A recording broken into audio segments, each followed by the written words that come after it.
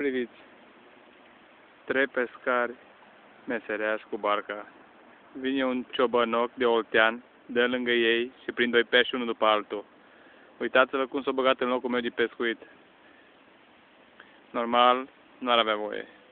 Aici, de lângă ei, de la barcă, am clean de păstă kilă. Îl vedeți? Păstă kilogram. N-are rost să scot afară, că îl vede și nu mai pleacă de aici. Uite, clenocul din numai, la blinker.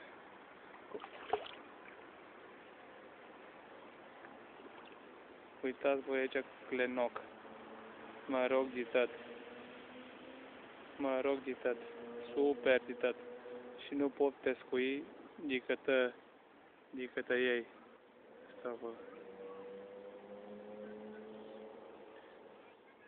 Păcat. Priviți-vă voi bucătoc de pește.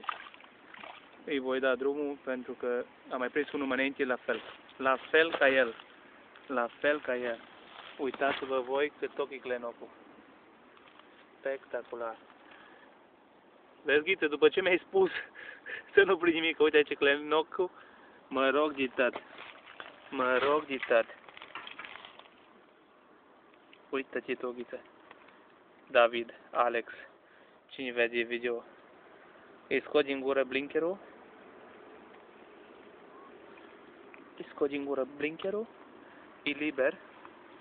Bă, dar pui mă rog, eu nu pot uni mâna. S-a dus.